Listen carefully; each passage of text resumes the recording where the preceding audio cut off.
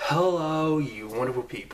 In today's video, I'm picking up a conversation I kind of brought up in a previous video where I was talking about Devil May Cry, and I brought up the whole Nero situation. Like, one of the main reasons why I like Nero a lot is because of his arm. Like, to me, probably like after swords, because swords are kind of like my favorite weapon to see in like movies, TV shows, anime, video games, whatever the case may be. I think after that, it might be like, I guess you call them weaponized arms or special arms, or I guess power arms. I don't know what the actual term would be for them. Like using Nero, for example, like his Devil Bringer like arm is like, I think it was like the coolest thing. I think that's why I like his character a lot, just simply because just aesthetically it looks cool, and it's always cool to have like this balance of like, oh, a character has like a normal arm, but then he has like this super powered arm, you know?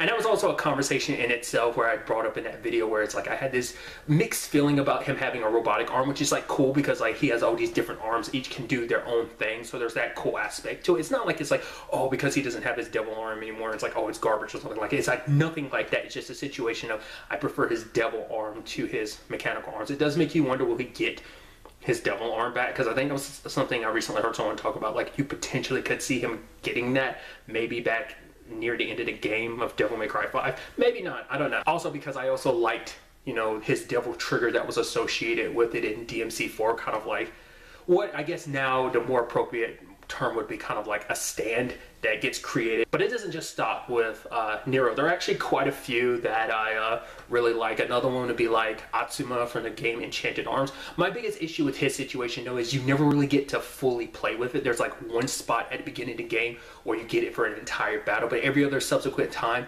it's a one-off special ability. It's like, oh yeah, it's an EX move that you use, which is kind of a shame. I wish there was just a place where you could just like fully like activate it, like kind of like a burst mode or something in battle, and use it for a prolonged amount of time like you kind of did for the first battle. It doesn't have to be, maybe it lasts for like 1 or 2 turns. I guess it'd be like too overpowered in that regard, but I always thought that was kind of a dope thing about Atsuma in that game. And then there's Kazuma from S. Kraid, which I think that's how you properly pronounce that series. I don't know, ever since I was younger I'd always referred to it as that, which I haven't watched that series in a very long time, but that was like one of the reasons why I loved Kazuma's whole thing too, because he has like this huge mechanical like bulky arm, and I thought it looked like so dope. It's kind of interesting because later on it kind of like later versions of it, because I think it like transforms. Like I said, it's been years since I've seen the anime, but it was like, I think like eventually he gets like a full-bodied armor version, like, because if I remember correctly, it has different stages.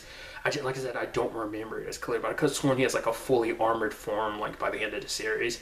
And kind of along those same lines, there's the main protagonist of this anime slash manga series called High School. I think it's D by D. I've always called it D by D. I'm blanking on the main character's name. It's like, is it like Ethan or Ishin?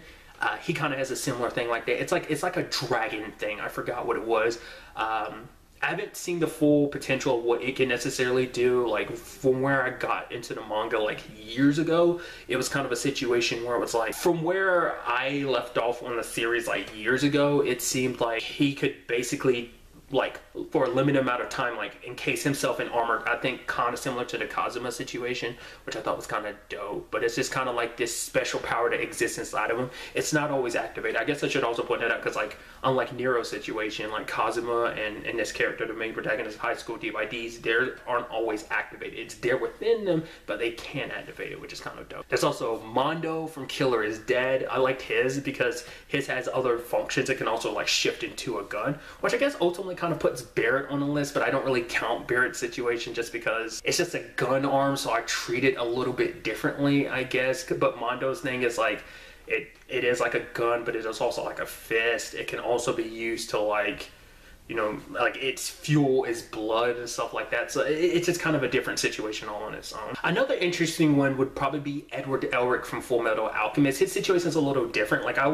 mean, his situations, I mean, I guess there's a tragic situation behind some of these different characters' circumstances. In Ed's case, he lost his leg and his arm, but because of that, I mean, that's just kind of the sad nature of the show. But I always thought it was dope how when he uses alchemy and creates a blade off his automail arm, I always thought that was like the dopest thing, which it's pretty dope just from like a prosthetic standpoint, because just storytelling wise, because it's a constant reminder of what Ed lost and what he's fighting for. You know, the same thing as looking at Alphonse is kind of a reminder of that. So there's a lot of symbolism in it, even if it's not something necessarily very like crazy special like the other arms I've kind of referenced before, but just the symbolism kind of puts it kind of in that spotlight for me. And to me, the one like probably arm that I'm slightly the most familiar with, that I feel like is probably the one I always kind of go to when it's like, oh, powered arms, is Alan Walker's Innocence. Alan being the main protagonist from a manga/anime series called D.gray-man.